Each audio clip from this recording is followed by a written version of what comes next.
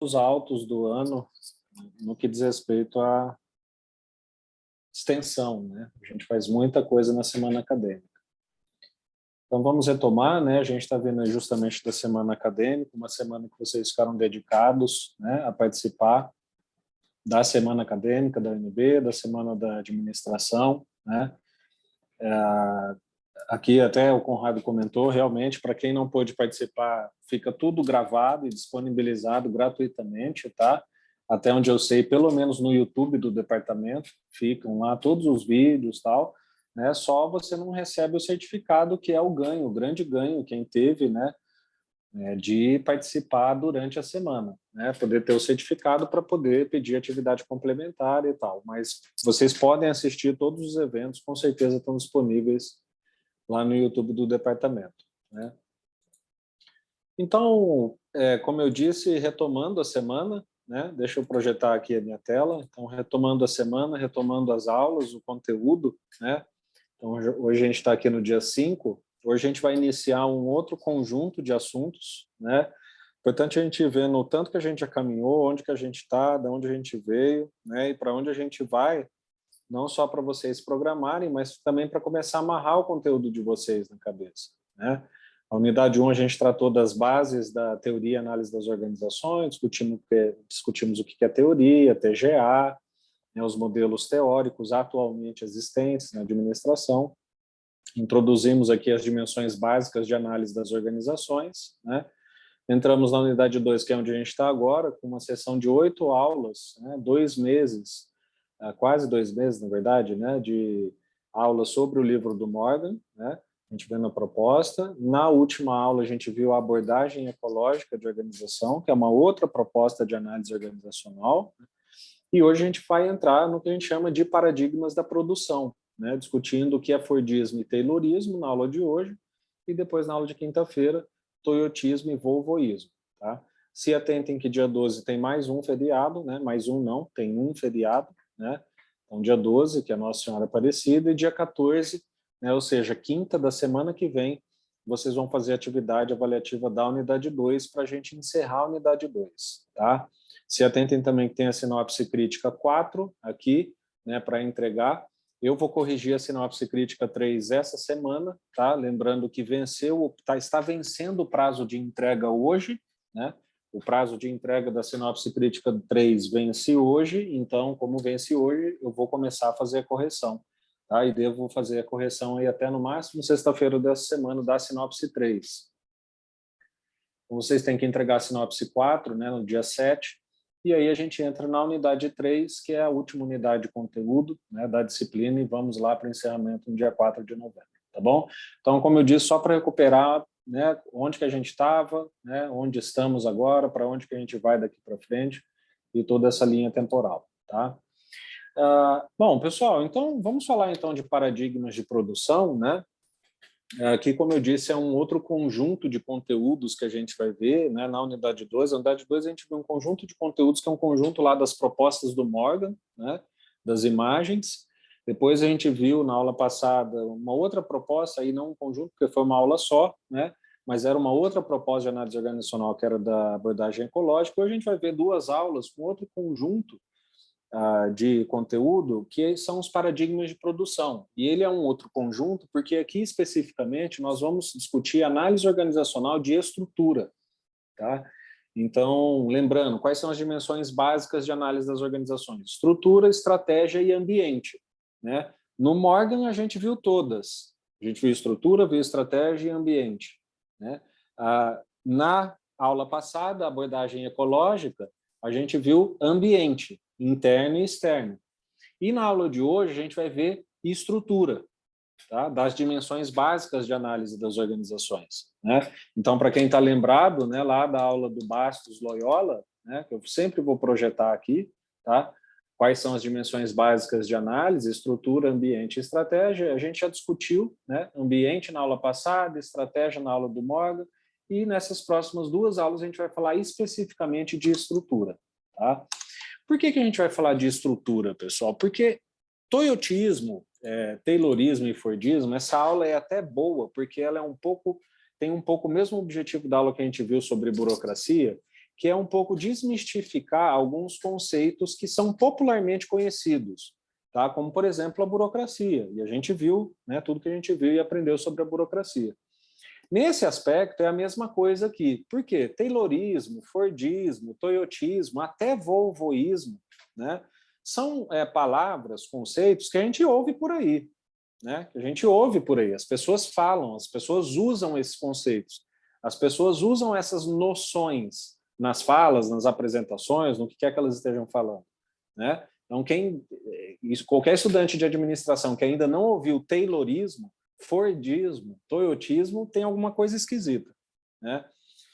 Então, como são termos popularmente conhecidos, aqui a gente também vai ter uma oportunidade de, assim como a gente viu em burocracia, estudar esses conceitos de modo mais científico, tá? Científico em que aspecto? Do ponto de vista da proposta em si, ou seja, Taylorismo. O que é o Taylorismo? Né? Qual é a proposta do Taylor no que diz respeito ao Taylorismo? Né? Toyotismo. Qual é a proposta toyotista, as características de estrutura, porque a gente está discutindo estrutura, que o toyotismo propõe? Né? Então, aqui a gente vai ter uma oportunidade de ver esses conceitos, essas noções de um ponto de vista mais técnico, mais científico mesmo, tá? E por isso tem também esse aspecto na aula de hoje, tá? Por que a gente está falando de estrutura, pessoal? Nós vamos estar falando de estrutura porque Taylorismo, Fordismo, Toyotismo, Volvoísmo são o que nós chamamos de paradigmas do quê? Da produção. Então, a primeira coisa, o que é paradigma? Paradigma é um modelo, pessoal.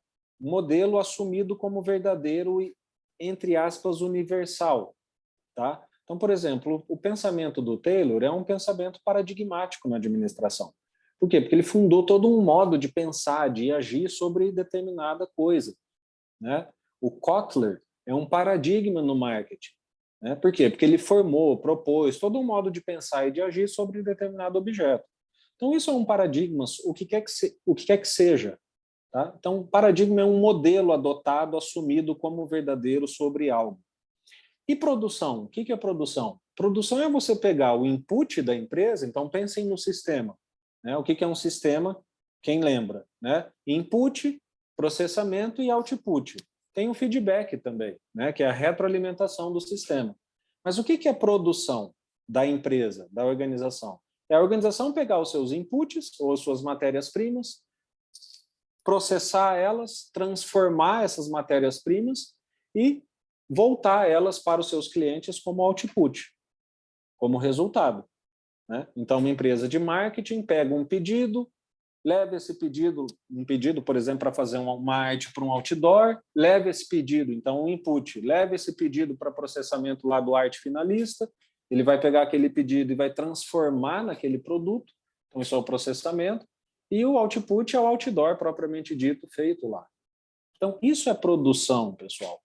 Então, por que é importante vocês entenderem isso? Porque quando a gente fala Taylorismo, Fordismo, Toyotismo, Volvoísmo, nós estamos nos referindo ao modo de produção da empresa. Entenderam? Quando a gente fala, você, por exemplo, é taylorista, né? Por isso que eu falo que é importante a gente limpar o meio de campo aqui sobre os conceitos. Né? Muita gente usa esse argumento, né? Ah, você é taylorista, como se fosse uma crítica. Né? E a pessoa nem sabe, às vezes, o significado daquilo. O que a pessoa está falando? O modo como você está propondo produzir essa tarefa é baseado nas ideias do Taylor. Então, vejam, produzir. Tá? Então, por quê? Porque são paradigmas da produção. Então, quando a gente fala Taylorismo, Fordismo, qualquer que seja esses conceitos, nós estamos nos referindo ao modo com o qual a empresa pega suas matérias-primas, processa, transforma e entrega os resultados para o que quer que seja, para o cliente dela, para o ambiente dela e assim por diante. Isso tudo é estrutura. Né? Então, recuperando aqui os slides, né? Estou fazendo questão de fazer isso. Né? O que é estrutura, né? Que a gente viu lá na aula? Então, estrutura é isso, que está escrito aí, né? O que foi definido pelo Mintzberg. A estrutura de uma organização pode ser definida simplesmente como a soma total das maneiras pelas quais o trabalho é dividido em tarefas distintas e depois como a coordenação é realizada entre essas tarefas. Entende? Então, a noção de estrutura, como eu falei para vocês exatamente nessa aula, não é mais aquela noção de que estrutura é só estrutura física, né?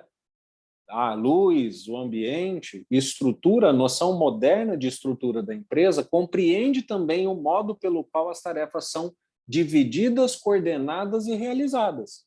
O que é isso? Produção. Seja qualquer organização ou empresa que seja no STF, seja na Petrobras, seja na Vivo, seja na TIM, na Google, no Facebook, e o que quer que seja. Todas essas organizações executam as atividades de produção das atividades fins dela. Tá? Então, é disso que nós estamos falando, pessoal. Isso é a introdução. Tá? É só uma introdução para que vocês entendam do que nós estamos falando. Tá? Estamos falando de paradigmas de produção, ou seja, modos da empresa produzir, e isso diz respeito à análise de estrutura. Tá? Depois eu vou voltar, porque eu queria depois também fazer uma relação disso com as imagens do Morgan, tá? Mas só para a gente entrar logo no conteúdo, né? Vamos então começar aqui, bem específico, bem rápido e objetivo cada um deles, e depois eu faço mais análise. Tá? Então vamos olhar aqui Taylorismo e Fordismo hoje. Né? Então, nosso objetivo geral é apresentar os conceitos de Taylorismo e Fordismo, discutir diferenças, né, similaridades entre eles. Pessoal, então, nós temos 4 paradigmas de produção na administração, até hoje existentes. Tá? Então, lembrando, isso é típico também da administração. Tá? Isso aqui é um conteúdo produzido pela administração. Tá? Um detalhe curioso, por que também as pessoas têm dificuldade de entender o que é Taylorismo, Fordismo e assim por diante? Porque quando se fala Taylorismo, ou Toyotismo, por exemplo, né? Como que é a organização toyotista da produção? Não existe uma obra da Toyota sobre isso. Entendem?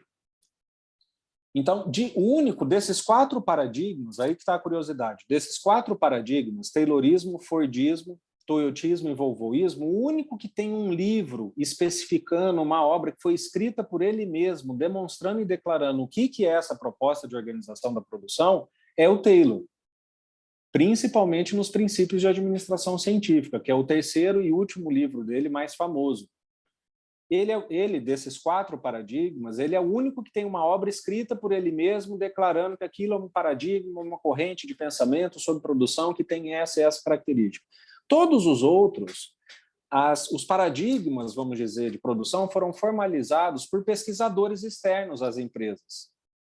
Tá? Fordismo, Toyotismo, Taylorismo, teve lá algum estudioso, um doutor de administração, ou da área de gestão, da área de engenharia, o que quer que seja, foi lá para dentro da Ford, foi lá para dentro da Toyota, foi lá para dentro da Volvo, entendeu como que era aquela organização da produção e, com base naquilo, propôs que aquilo seja um paradigma, entende? Então, essa é uma outra dificuldade que a gente tem, porque a gente não tem, vamos dizer, uma formalização propriamente dita disso, do tipo, vai lá no livro da Toyota, né, e veja o que é o toyotismo. Não, você vai lá, né, em um livro de um autor que escreveu sobre o toyotismo. Tá? O Taylor não, o Taylor escreveu as próprias obras. Então, o que eu vou falar aqui para vocês, óbvio, está lá no dicionário, né, nos textos que vocês consultaram, mas são o quê? São as características de cada um desses paradigmas de produção. Tá? Qual é a primeira coisa que vocês precisam entender sobre todos os 4? O que é comum entre todos os 4, pessoal?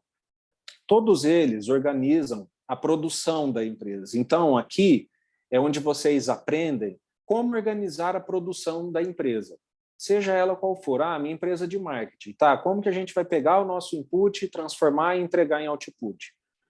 Minha empresa é de segurança, tá? Como que a gente vai pegar o nosso input, transformar e entregar output? Isso é produção. Então, essas são as propostas da administração. O que vocês precisam entender? Cada paradigma desses vai privilegiar um aspecto da produção. Então, cada um deles vai ser mais adequado para determinado aspecto da produção que o gestor deseja ter na empresa. Tá? Então, a primeira coisa que vocês precisam entender é qual é esse aspecto que cada um deles privilegia, que a gente vai ver aqui. Então, o Taylorismo é um tipo de organização da produção que privilegia, né, essa palavra aqui, pessoal, desempenho. desempenho. Então, vocês lembram lá, o que era o Taylor? Ele não controlava tempos e movimentos, né? Ele não fazia uma melhor seleção, ele não treinava, ele não dava pagamento diferenciado. Para quê? Para que os trabalhadores entregassem desempenho, entende? Ou seja, entregasse resultado. Então, quando toda e qualquer empresa a qual você precise focar em desempenho, algo de taylorista ela vai ter. Tá? Então, por isso que a gente diz, pessoal, o Taylor e o Ford são muito vivos hoje em dia. Por quê? Porque qual é a empresa que não quer ter desempenho? Todas têm, pessoal. Todas têm necessidade de desempenho. Porque se elas não tiverem desempenho, elas vão morrer.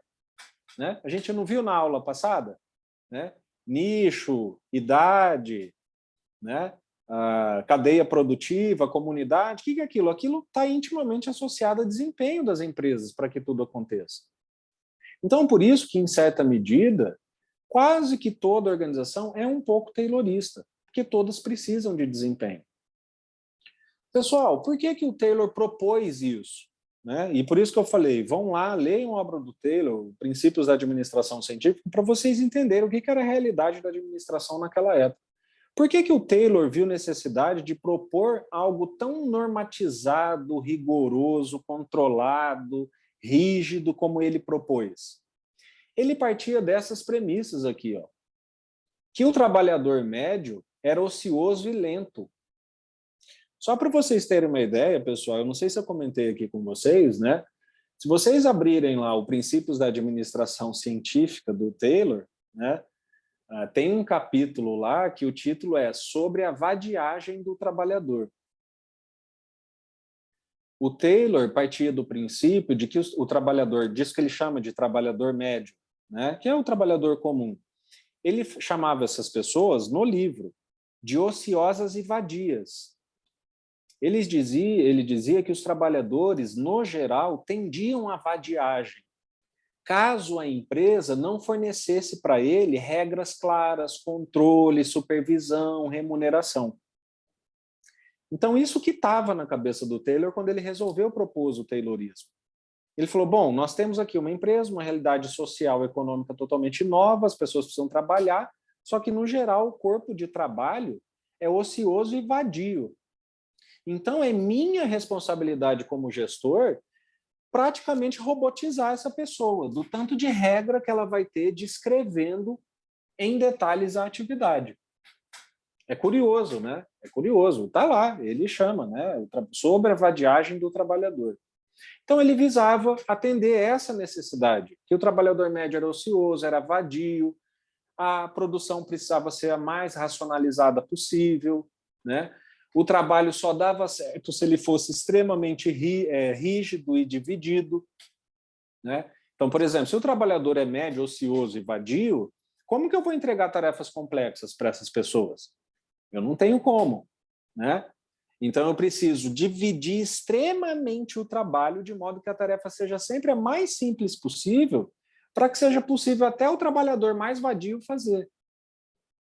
Então, eu estou explicando aqui para vocês só os preceitos, né, do Taylorismo. O que o Taylor via em termos de modelo de negócio daquela época para propor o que ele propôs. Tá?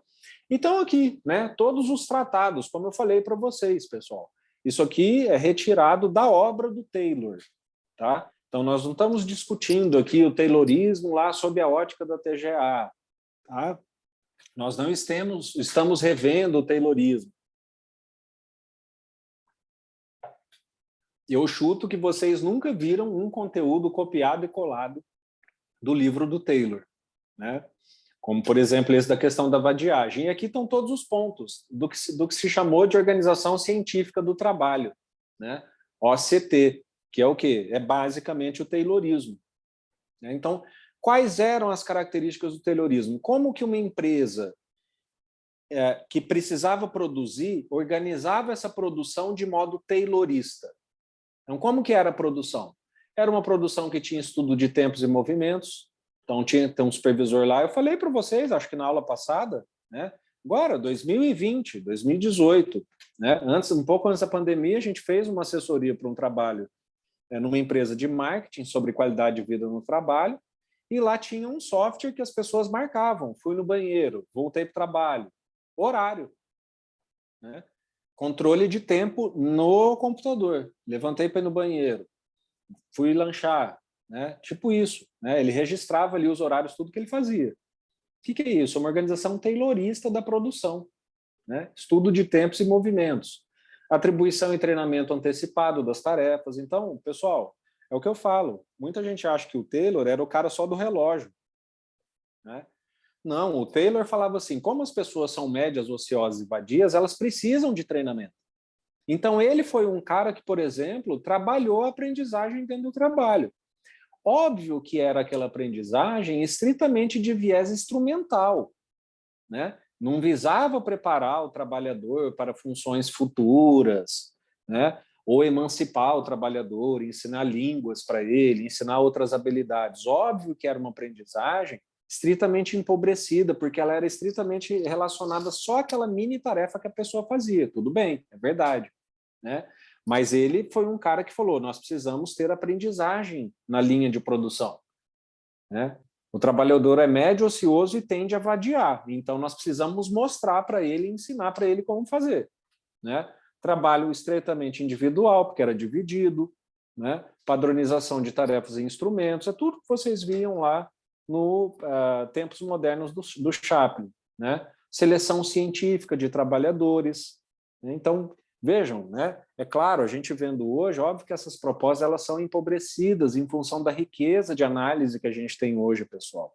Né? Mas o Taylor foi um dos primeiros caras dentro da administração que pensou recrutamento e seleção de modo científico. Né?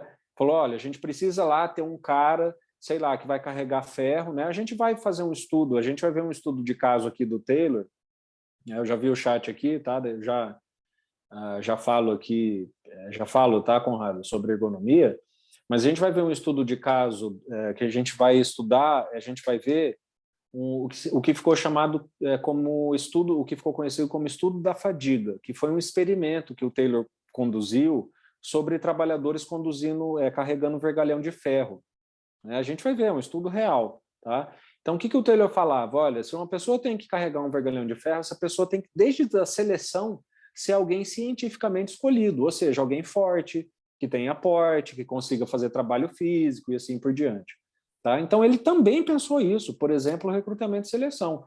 Óbvio e lembrando, sempre, nunca esquecendo, né, de que eram, sim, coisas muito limitadas, pessoal. Tá? Eram coisas rígidas demais, atrapalhavam a saúde das pessoas, enfim. Tá? É claro que existe essa crítica, mas a gente não pode negar que ele propôs, que ele fez, que ele tentou. Tá? Então, aqui o Conrado fala, professor, é verdade que ele foi um dos responsáveis pela introdução do conhecimento de ergonomia no trabalho? Sim e não, tá, Conrado? No campo da administração, é verdade, tá? Mas a ergonomia não é um domínio da administração. A ergonomia é um domínio da psicologia. Tá? A ergonomia já existia muito antes do Taylor. Tá? Então, a ergonomia vem de muito antes, lá da psicologia social. Tá? E, claro, a ergonomia ela tem uma face, vamos dizer, hard e uma face soft. Né? A gente tem desde da área da ergonomia. Eu falo porque eu trabalho, né, num grupo de estudos de ergonomia aplicado ao setor público do Brasil. Né? Então, esse é um assunto muito, para mim, muito importante, que eu gosto, que eu estudo. Né? A ergonomia tem desde a face hard da ergonomia, que é aquela coisa que a gente chama de cadeirologia, né? Que é estudar objetos, física, a parte física da ergonomia. Nessa parte o Taylor foi muito bem na administração, tá? Ele sim se atentou a design de objetos, de cadeira, de ambiente, tá? Como eu falei, ainda muito empobrecido em relação ao que a gente tem hoje, mas ele se atentou.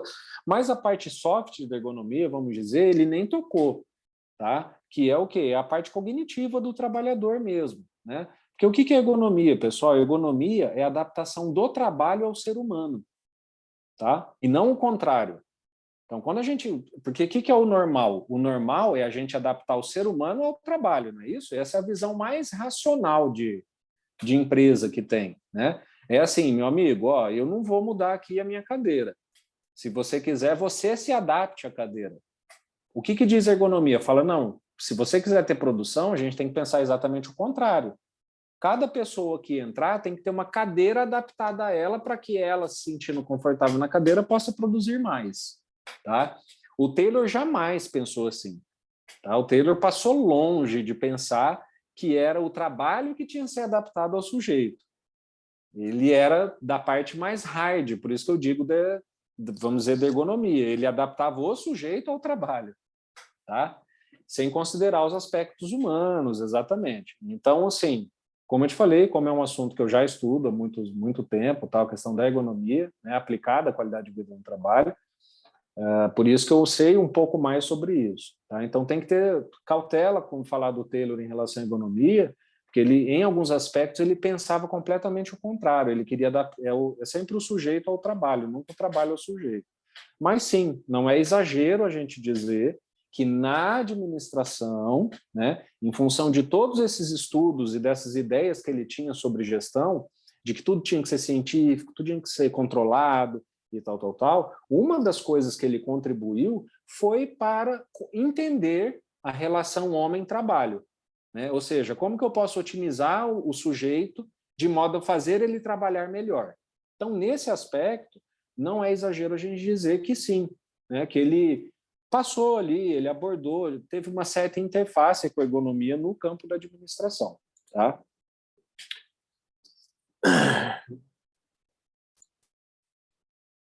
Bom, pagamentos individualizados, repouso para evitar a fadiga, né? Então vejam, pessoal, isso aqui é uma coisa muito importante, né? O Taylor, e ele aqui é para vocês entenderem a face da burocracia, né, que a gente tem. O Taylor, pessoal, não era alguém que colocava as pessoas para trabalhar até morrer, porque ele fazia controle com o relógio. Era exatamente o contrário. Ele falava assim: não, nós temos que, tudo bem, botar a pessoa para trabalhar no máximo que ela pode, mas no máximo assim, sem ela pifar. Então a gente precisa forçar ela a trabalhar ao máximo e dar um repouso para que ela não fadigue. Aí ela volta a trabalhar mais um pouco e repousa. Por que era esse repouso? Porque o Taylor era humanista, ele pensava, não, é porque ele queria extrair o máximo da pessoa, entendem? Que eu falei para vocês lá da burocracia. Né? O que é lá o repouso que o Google dá para os trabalhadores no ambiente de trabalho? O ping-pong, a sala de dormir, porque ele acha vocês bonitos ou porque ele gosta de uma determinada característica de vocês? Não, pessoal, isso é parte da burocracia. Né? É o repouso para evitar a fadiga. É o repouso para que você produza mais. É o repouso para que você entregue o quê? Desempenho. Tá? Então, ele tinha, e a gente vai ver exatamente isso no estudo da fadiga, como eu falei para vocês. Né? Vocês vão ver, pessoal, que o Taylor, fazendo esses estudos, ele conseguiu fazer com que as pessoas, descansando, né, produzissem mais de 70% se comparados com trabalhando o tempo inteiro. Tá? Então, ele teve um estudo chamado Estudos da Fadiga, só para demonstrar a efetividade desse tipo de gestão da produção. Tá? Sistema rígido de controle, medição objetiva. Então, é isso, pessoal. Isso é o Taylorismo. É uma forma de organizar a produção da empresa de modo a privilegiar o desempenho. Privilegiar o desempenho. Ah, mas e se esse desempenho custar a saúde das pessoas? Tudo bem, entre aspas. Tá? Eu estou falando, é a opção da gestão. Né? Lembrando, onde que não tem desempenho? Em lugar nenhum. Então, o que existe, todo lugar tem desempenho. Né? Então, o que existe é uma flexibilização que a gente vai ver mais para frente. Então, isso é o Taylorismo, pessoal. O que é o Fordismo, pessoal? E aqui também reside uma certa dificuldade. Por quê? Porque o Fordismo, como eu falei, ele não foi escrito pelo Ford. O Ford era um empresário, pessoal. Né? O Ford não era um estudioso, ele era um empresário. Ele era um homem de negócio, ele não fazia estudos, tal. O que ele tinha? Um poder econômico muito grande e uma capacidade de, por exemplo, disponibilizar as fábricas para que estudos fossem feitos.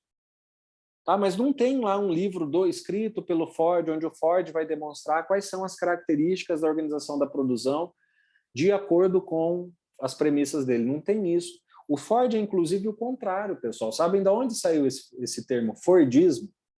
Foi proposto por esse cara aqui, Antônio Gramsci, né? Que é um filósofo comunista que viveu na Itália no nosso tempo, acho que o Gramsci morreu em 60, 70, né? que era um crítico do capitalismo americano. Então, o termo Fordismo não só não foi escrito pelo Ford, como foi praticamente ou primeiramente explorado por alguém que fazia oposição às ideias dele. E ficou chamado de Fordismo. Tá? Então, essa é a primeira dificuldade que a gente tem de entender o Fordismo. Não tem uma obra claramente identificada. Onde a gente acha Fordismo tem muita crítica, porque pode ser coisa baseada nas ideias do Gramsci, que criticou duramente o Fordismo, né? E assim por diante. Segunda coisa, qual é então a diferença entre Taylor e Ford, pessoal? Existem algumas, mas qual é a principal? Que aí vocês entendem o que é o Fordismo de vez.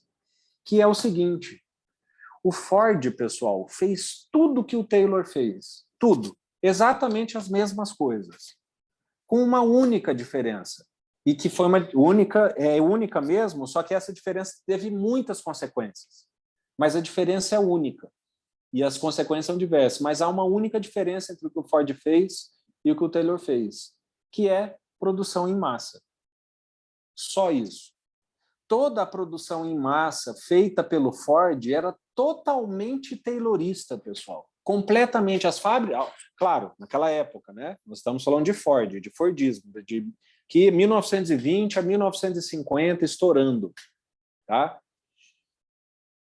O Ford só colocou as ideias do Taylor na esteira, só isso, mas replicou 100% do Taylorismo. Então, foi basicamente um Taylorismo de massa. Só isso.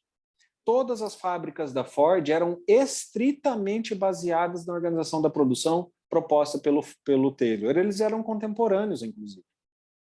Tá? Então, é isso que vocês precisam entender, para não ficar na coisa, o que é o Fordismo, o Fordismo tal. O Fordismo é o quê, então, pessoal? É isso aqui, é a organização científica do trabalho.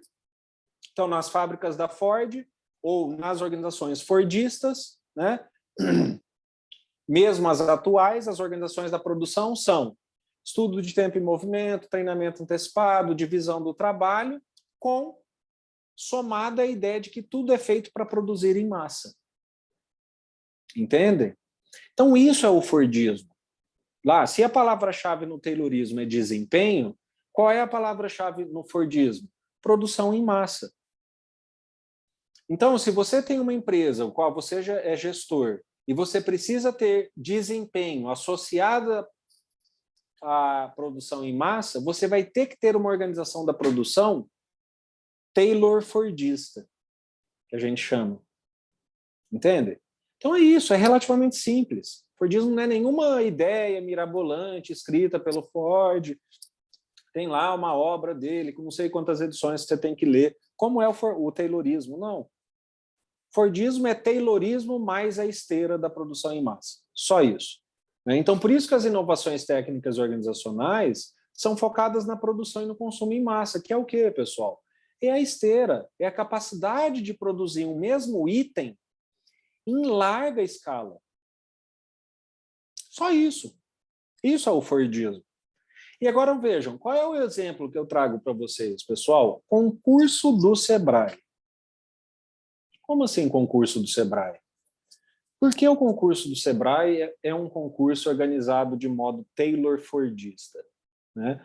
Vejam só, é um caso real, pessoal, e eu faço questão de citar um exemplo, que é um exemplo abstrato do ponto de vista da produção.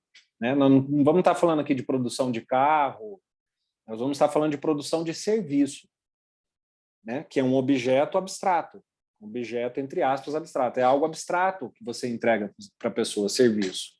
Né? E assim foi o concurso Sebrae. Então vejam como, por exemplo, uma organização da produção Taylor-Fordista pode ser implementada, por exemplo, na área de serviço, se assim você precisar. Eu fui convidado pelo CESP, isso foi acho que 2017, 2018, para fazer um concurso, né, contratado pelo Sebrae. O Sebrae contratou o CESP, né, para realizar o antigo CESP. O CESP não existe mais. Para quem não sabe o que é o CESP, era o centro de concursos da UNB. Tá? O CESP fazia o nosso vestibular, preparava concurso para a Polícia Federal, para preparar concursos. Tá? O CESP era a organização que preparava concurso para a UNB. E o CESP, o Sebrae contratou o CESP e o CESP vai lá e contrata os professores para realizar os concursos, né? Eu fui contratado pelo CESP para realizar um concurso para o Sebrae, que acho que era lá para diretor de RH, alguma coisa assim, tá? Psicólogo, analista de RH. E, basicamente, a etapa era a etapa de entrevista, né? Então, o CESP me ligou e falou, ó, tem aqui 12 candidatos, eu lembro que tinham dois, não sei se são 12 ou 22 candidatos, que passaram para a etapa de entrevista e o senhor vai formar uma banca aqui, o senhor mais dois professores, e vão fazer as entrevistas com essas pessoas. Me lembro que era bastante gente, eu acho que eram 22 pessoas, porque 12 é pouco. E aí o que aconteceu? Eu falei, bom, tá bom, top, tal, vou, né? Cheguei lá no concurso, né? Achei que a gente ia ter uma entrevista livre com as pessoas, né? As pessoas iam entrar, eram eu e mais dois professores da UNB também. A gente ia poder, com base no edital, dos conteúdos que a gente tinha que avaliar, né? A gente ia fazer entrevista com a pessoa. Achei que a gente ia fazer isso, mas não era isso não, pessoal. Chegando lá, eu recebi uma folha, tinham 6 perguntas na folha. Aí a pessoa falou assim, olha, essas são as 6 perguntas que todo mundo que está chegando aqui para a entrevista está recebendo agora antecipadamente também, e essas são as perguntas da entrevista. A pessoa vai entrar já sabendo quais são as perguntas, vai responder cada uma das perguntas e vai sair. Eu falei, não é uma entrevista que a gente vai poder? Tá? Ele falou, não, aqui já está o roteiro, o senhor não vai perguntar nada, tá? O senhor só vai avaliar, o senhor vai ter aqui as perguntas, o senhor conferir que pergunta que é, e o senhor só vai avaliar a resposta. Eu falei, bom, é a primeira entrevista que eu vejo que não tem um diálogo, né, entre as pessoas. Não sei nem se isso é entrevista, né? É um monólogo. Mas tudo bem, falei, tá bom. E assim foi feito, pessoal. Né? Entrou um, tal, pergunta 1, não sei o que, lá, pergunta 2, pergunta 6, saía, e a gente lá assim, né? Tá anotando, fazia anotações. E por que isso é taylor-fordista, pessoal?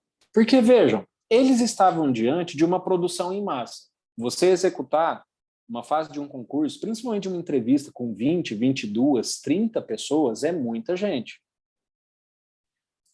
Eles queriam fazer isso rápido, em um único dia. Qual que é o problema? Entrevista é algo altamente subjetivo, não é? Altamente subjetivo. Então, o desafio era como produzir em massa essa quantidade de entrevistas em um único dia, de um modo extremamente padronizado, para que a gente não tenha recurso nas entrevistas. Porque, como é algo subjetivo, pode ter sido feita uma pergunta inadequada, um candidato pode ter se sentido acuado. A chance de recurso é muito grande num processo seletivo que tem entrevista. Então, o que o Sebrae fez, pessoal? Formulou uma organização de concurso taylor-fordista.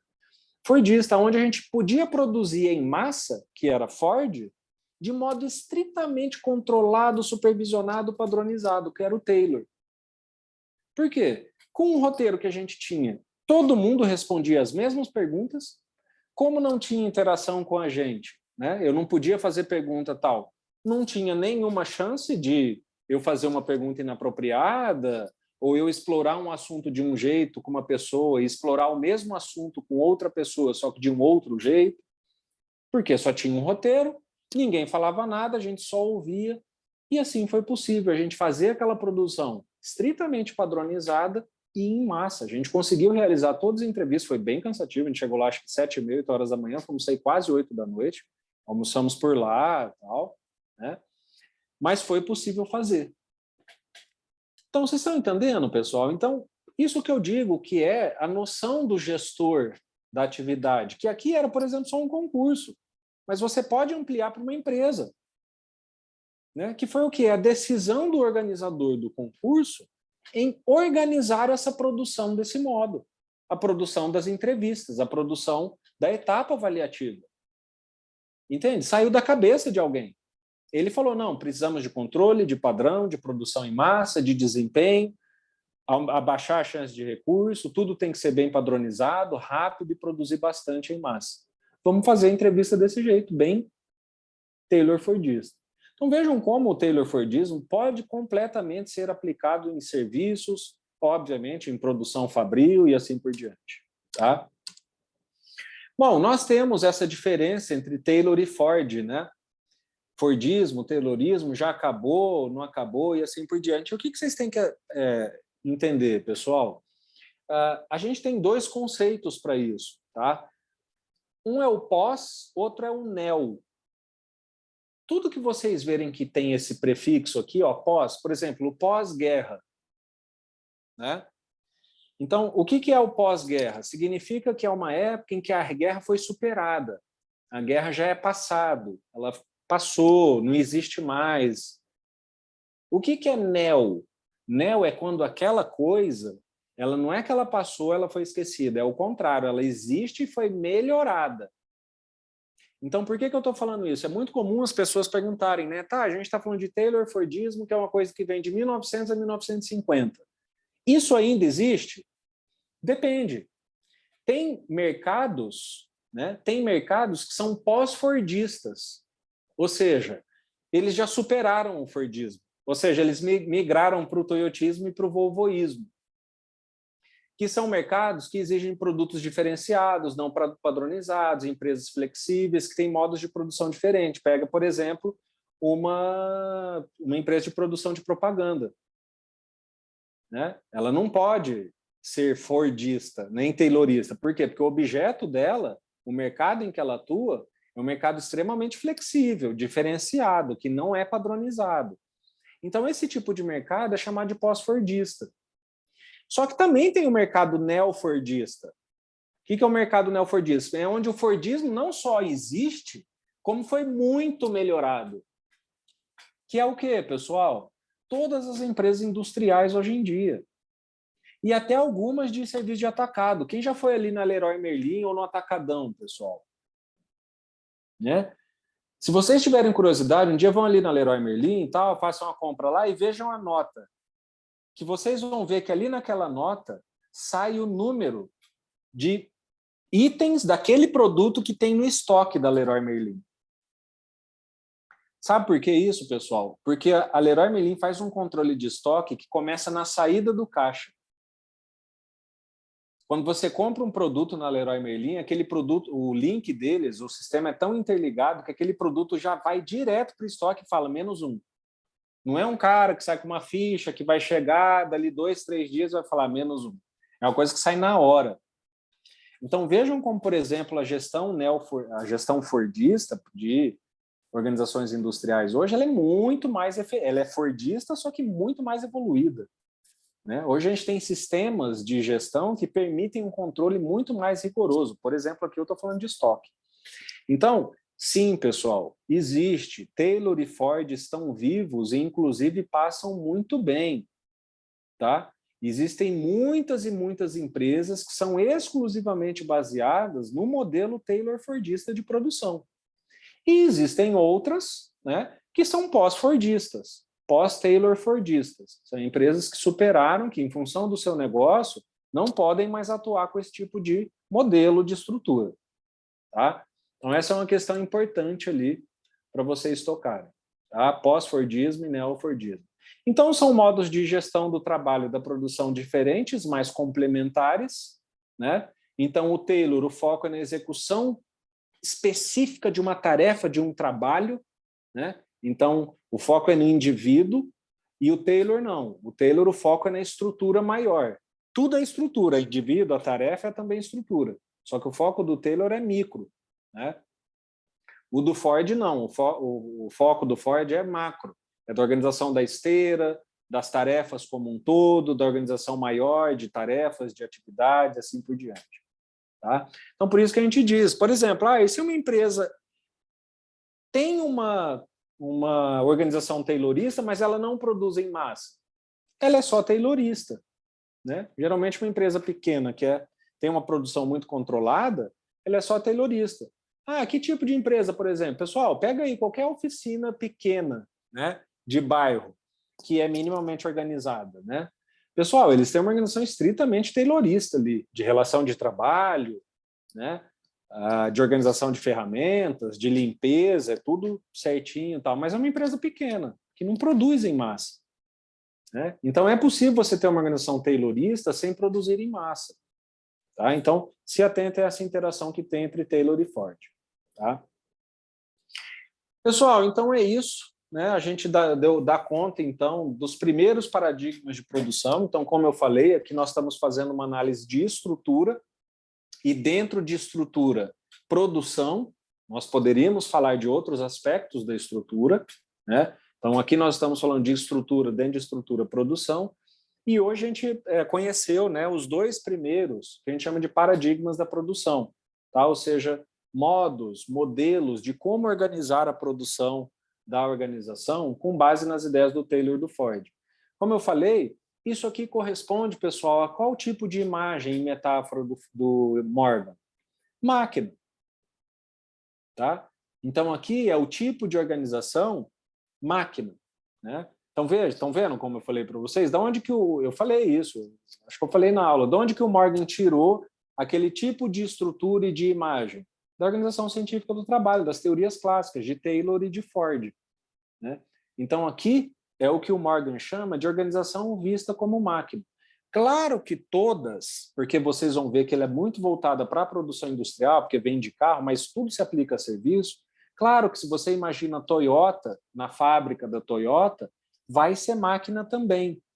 Mas você vai ver que a Toyota já tem preceitos de organização da produção, mesmo que dentro da indústria, ou seja, mesmo que máquina, bem mais flexíveis que o Taylor e o Ford. Tá? Então, por isso que a gente pode chamar só o Taylor Fordismo de máquina, se a gente vai comparar com as imagens. Depois, quando a gente vai para toyotismo e volvoísmo, a gente vai para cérebro e organismo. Tá? E vocês vão ver depois quando a gente for associar. Mas eu só estou fazendo essa associação, como eu falei, para amarrar o conteúdo, né, mais geral na cabeça de vocês. Tá? Pessoal, então esse é o conteúdo, né, em relação aos dois primeiros paradigmas de produção. Eu passo aí, então, né, a palavra para vocês para a gente ir para o encerramento da disciplina. Para o encerramento da aula, quer dizer, né, da aula de hoje. Alguma questão, pessoal? Alguma dúvida, algum comentário, né, mesmo que não seja sobre o conteúdo, sobre a semana, alguma coisa relevante? Alguma coisa?